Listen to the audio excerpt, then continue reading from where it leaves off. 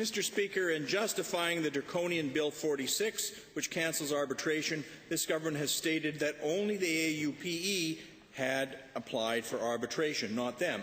But in fact, documents show, which I will table later, that this government had agreed to enter arbitration and had even gone so far as to appoint a nominee, had agreed to a chair for the process, and had actually set dates for the hearings.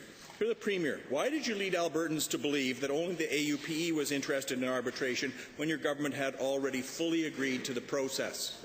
Honourable Deputy Mr. Speaker, we must deal with the facts. The fact is that when one party files for binding arbitration, it is incumbent on the other party to respond, and the government has responded.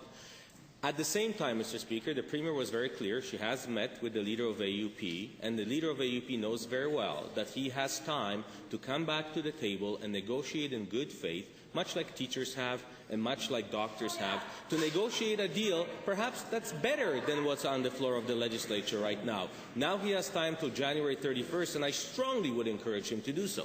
Thank you very much, Mr. Speaker. Well, like many accounts from the Premier, this is not one that I believe. We know that this government had already assigned legal counsel to the Compulsory Arbitration Board as recently as November, and the Labour Relations Board had received those documents and confirmed the government's attendance at hearings scheduled for February. And we know that several other legal documents outlining the process, which the government agreed to, but then went back on its word.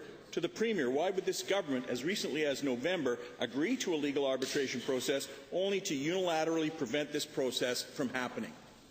Honourable Deputy Premier. Mr. Speaker, what the member believes or doesn't believe doesn't make it true or false. Let's deal with another fact. The members of AUP should also know, Mr. Speaker, that even though we're in a process of negotiation, they will continue receiving pay increases based on their grid. So I wouldn't want members of AUP to be misled by the leader of the fourth party that they will not be receiving increases. As a matter of fact, they will be receiving increases on the grid. What we are looking for is to negotiate with AUP and make sure that the grid doesn't grow beyond Albertans' ability to pay. Honourable Member. Thank you very much, Mr. Speaker. This is not negotiation, Mr. Speaker. This is a stick-up.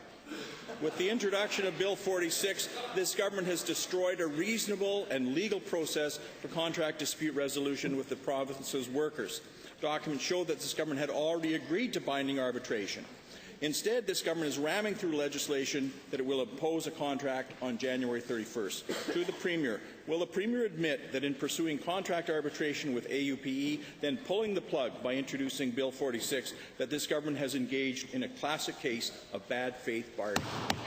Mr. Speaker, it isn't a stick-up when the leader of the fourth party is shooting blanks. The fact of the matter is, Mr. Speaker, that no rights are being limited. All we are doing with one of the bills, Mr. Speaker, is updating the legislation. And as you know, this act wasn't updated for 20 years, and the leader of AUP said himself that he is willing to go on illegal strikes, and he is willing to pay the fines, quote-unquote, standing on his head. We are making sure that Albertans, vulnerable Albertans, are protected from illegal strikes so that their services can be assured by this government.